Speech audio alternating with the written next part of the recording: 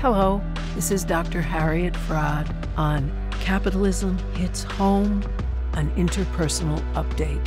This is a show about the intersection of capitalism, class, and our personal lives. Today, I'm going to talk about the disaster imposed on families by a combination of the coronavirus and our vulture capitalism. What is that disaster that's imposed on families by a combination of COVID-19 and our capitalist government? That's part of what I'm going to talk about. The other part of it is, how could we do better? What can we do to make it better this time and stop it from being a disaster next time? Well, we can look at the family through a prism of different colors, each of which sheds its light on another aspect of the American family. One band of color in that prism shines light on the family's economic situation. Another sheds light on their political situation, and another sheds light on their personal situation, on which the political situation and the economic situation both have a powerful input, as well as the mental health of the people involved. First, let's look a little bit at the economy and the economic background in the crisis. In 1970, America was the most egalitarian nation in the developed world. In the 30 countries that are the more developed countries in the world. Now in 2020, we are the most unequal country in the developed world. We've come a long way down. American families experience this disaster in ways that are, of course, radically unequal, as is the rest of life in the United States. The family situation of the 1 to 10 or 15% at the top is radically different from those in the middle class who live paycheck to paycheck, and different from the family plight of those in the 10% who live in poverty, who often live from one inadequate paycheck to the next. And of course, experienced differently by the 22% of their children who live in poverty. The 1 to 15% in our nation are, of course, constrained by coronavirus. They can't go out and do what they want when they want it. However, they have a lot of paid-for services that come to them. They have their expensive restaurant meals delivered to their homes. They have their groceries delivered to their homes, often by expensive organic providers. They have their nannies that come and take care of their children or live in. They have sophisticated internet tutorials and person-to-person tutorials from unemployed teachers to help their children get through the remote lessons they need to do well and be promoted to the next year. They have the means to weather this storm. They have the economic means. They have such vast wealth that they can diversify. They have some money in gold, which is good to have in a crisis because it retains its value. They have other money in other precious metals. They have money in the stock and bond markets, but also in cash. They know they'll weather the storm. They're not worried about being impoverished, which is a worry that the majority of Americans face. The majority of Americans who used to live paycheck to paycheck when they worked and got paychecks now don't get paychecks. We're talking not about a minority. We're talking about the 60% of Americans who don't have $400 in case of a dire emergency. We now have 26 million unemployed. Last week we had 22 million, and those are officially counted. I'm sure there's more. So let's look at what that means for the majority of U.S. citizens who lived paycheck to paycheck with no appreciable savings at all. Now they're utterly unable to live their lives without the paychecks that might have been inadequate, but they're not even happening. Even if they try to apply for unemployment, which many do, they can't get through. There are over 6 million people applying for unemployment every day. And what happens is that since they won't employ an adequate number of people to take those calls, even though 26 million people are there to be employed, they're either hung up on, they wait forever till the person disappears, or they just hear the busy sound and never get through at all, which of course contributes their feelings of hopelessness. Now let's look in brief at the band of color that shines a light on the political experience of the mass of our Americans, which is very different from their European counterparts among the 30 more developed countries and the Netherlands and, the Scandinavian countries who are part of the developed world, all of which are doing better than we are. Most Americans don't actively participate in the political process. They used to do that more, but they've kind of given up. About half of Americans, 55%, voted in the last presidential election. Less than half vote in congressional and other elections. They're unprepared to address their rage and desperation actively. They're not in the kind of political organizations like the Yellow Vests in France, or the Socialist and Communist parties, or the Fascist Party in all of Europe.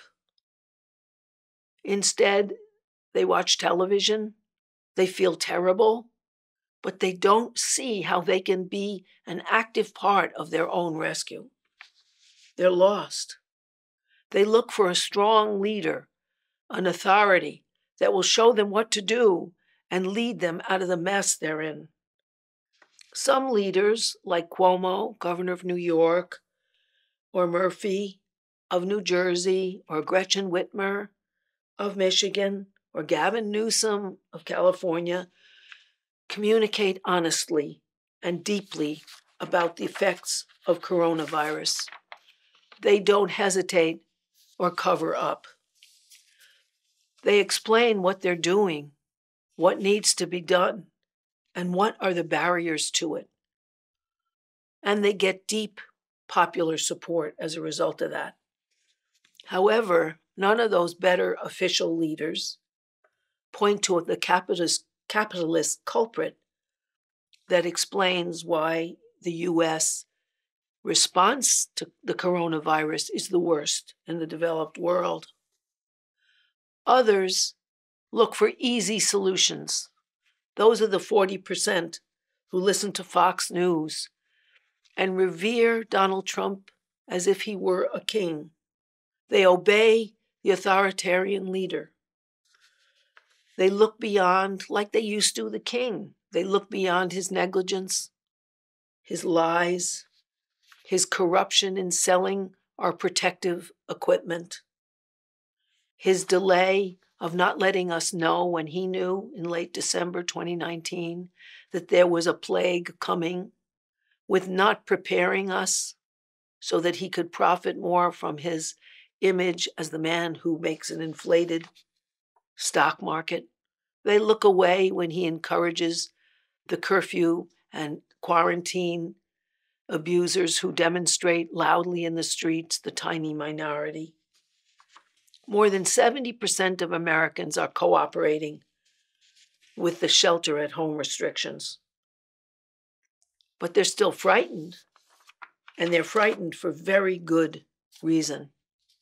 So let's look at the light that shines from the prism on the mass of Americans. psychologically. Each adult and their children are threatened with death.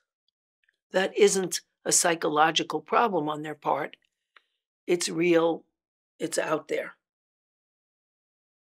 Anything can be deadly. Walking into a space that's just been coughed in by a COVID-19 victim, touching a surface and putting one's hands in one's mouth, touching a surface that was contaminated by a COVID-19 sufferer. Parents are terrified and on edge. Their children pick up the tension as well as feel it when their parents act out nonviolently or violently. People are restricted to their homes. Now, there's a big mythology in the United States. Home is where the heart is, that home is where they have to take you in, that home is a wonderful place, which it is for some people. But it isn't for many, especially for women and children. So first, let's look at the experiences that men and women share in the home, and then look at the experiences that they don't share. Both men and women are deregulated by massive changes to their daily lives. The routines of our daily lives are like bridge cables holding the bridge up. You know what you have to do, what is expected of you, and when. When all of that is changed, people are at loss. Most American people, if they have a job, they work like crazy and then attend exhausted to the other parts of their lives and collapse in sleep or watch television. Now, without working, many of them don't even have the kind of interests that might sustain them somewhat in this threatened time. Also, most Americans can't talk about what they feel. They don't have the vocabulary. No one's been interested in their lives in knowing how they feel about things. And so they're not interested in either. But what you don't talk about, you act out. So they're at loss. And when people are at loss, they dissociate, which means they flake off the way children do. Children have no way of escaping a bad situation. They can't say to their parents, "You're fighting too much, I'm moving in with the people down the street." They go off into their own minds. Madness is when you have to go off in your own mind so much you can't come back.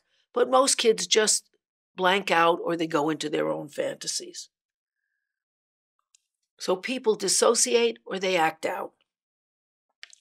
Those who are more emotionally connected with themselves and with each other can talk about it. They can express their distress and dismay and lostness and fear. That's a skill that women, although not good at it, are a lot better than men. In danger, a lot of men try to take control, first of all, of their own emotions, of neediness, of fear, of dependency. They've been taught to repress those feelings as sissy feelings, as unmanly feelings, in fact, as feminine feelings. And so they try to get it under control by controlling, first of all, themselves, and second of all, everyone around them. And that means the women and children that they live with. You can't really get control of another person. So they may be very rageful and short-tempered or withdrawn, trying to get control over themselves. There are dramatic signs of trouble when men try to get control of something they can't control, which is the coronavirus. 30%, there's a 30% increase in child abuse and a more than 30% increase in domestic abuse of women since the COVID virus struck, because men are stuck at home and so are women. And all they try to control besides themselves, which they're not doing a good job at, is the women around them. In addition to those who are living alone, 1 in 5, 20% of American women are single with children. So they're alone with huge responsibility for their kids. 1 in every 3 children lives with a single parent. And more than half, more than 50% of Black children live with a single parent, and Black mothers are single mothers. Their usual work is in areas of low-level domestic service or other service industries, as cleaners, home health care workers, nurses, aides, fast food workers, supermarket cashiers, retail workers. Even when they work now, they're working at minimum wage and risking their lives. They're not provided with childcare or sophisticated mechanisms to care for their children or safe childcare centers. Neither are they provided with computers that their children know and learn so that they can do their homework and see games and other educationally positive things. Often children are left at home because their mothers have to work and can't afford childcare. If women are not alone but are living with their intimate partners, they may well be at risk from the men they live with. As I said before, domestic abuse rates have gone up by 1/3 during the coronavirus. So women are often beaten and intimidated. I'll talk about that a little more later. In addition, mothers are tasked with homeschooling on computers, which they often can't manage, they often don't have, and they may not have the time or the patience or the ability to help their children. This is not news. It's in the, this isn't an original conversation by me. It was in the New York Times yesterday, an article about children who are not getting educated because their mothers can't do it. And I know from my own clients that public school apps, as opposed to private school apps, are unimaginative and difficult, and the children turn off. Uneducated or overbusy mothers just give up. More educated mothers, fearing that their children will be left back, since they're informed that their children will be left back if they don't hand in their homework, they try and then do the homework themselves so their kids can get credit for it, even though they're not learning. So these mothers are saddled with another huge responsibility that they really can't manage, that leaves them feeling guilty and inadequate as mothers.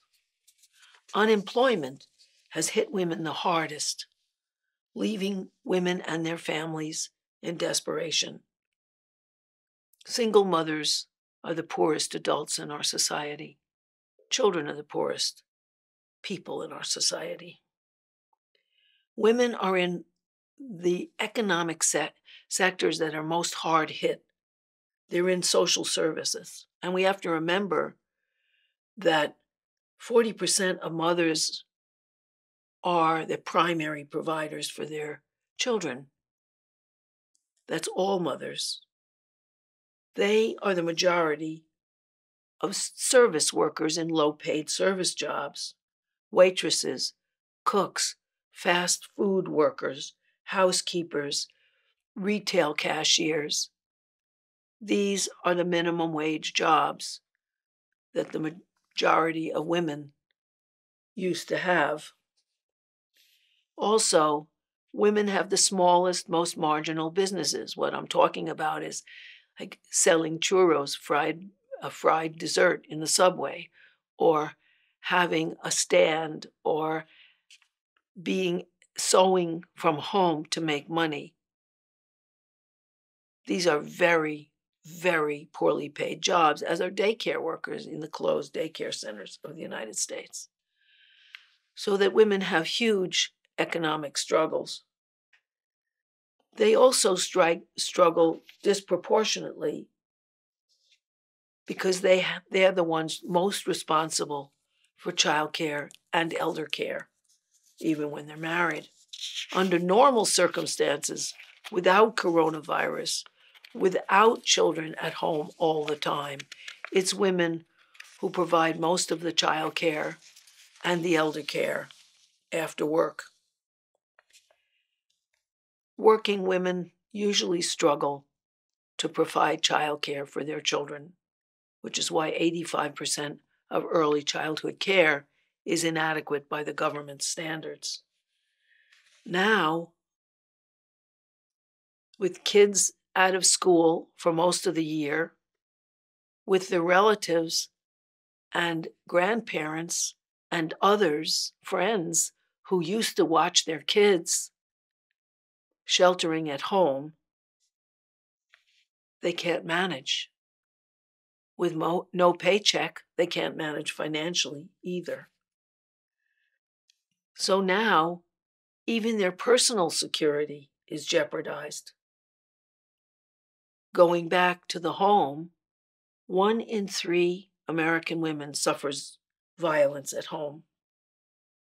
And of course, if people are stuck at home with the husbands and boyfriends who commit violence, they're in much worse trouble.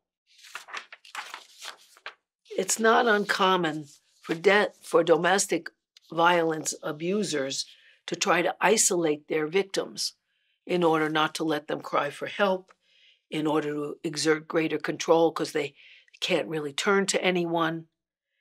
And perpetrator-imposed restrictions mean that the kind of telephone calls women might have made to a friend, the kind of bonds they might have made outside of the house, the people they might have talked to at their kids' school about the violence in their home, those account for 67% of the reports of domestic violence, and they can't be made.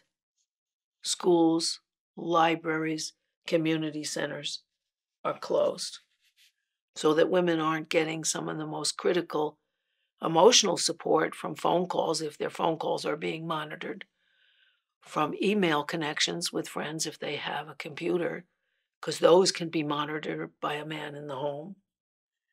They get no reprieve.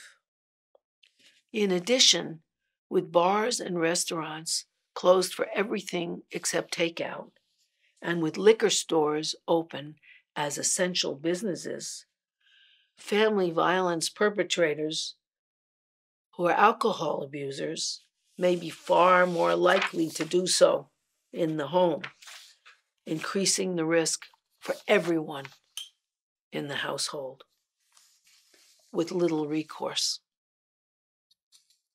Also, in addition to the risk of physical harm, people in the home, particularly women and children, are at risk of emotional abuse. Reports have surfaced by abusers in the home forbidding their wives and children to wash their hands as a way of increasing their power to threaten them with coronavirus, and then threatening that they will withhold medical treatment if their wives and children get sick. Thank you for listening. This episode has been brought to you by Democracy at Work. Please support our work. Visit our website at democracyatwork.info.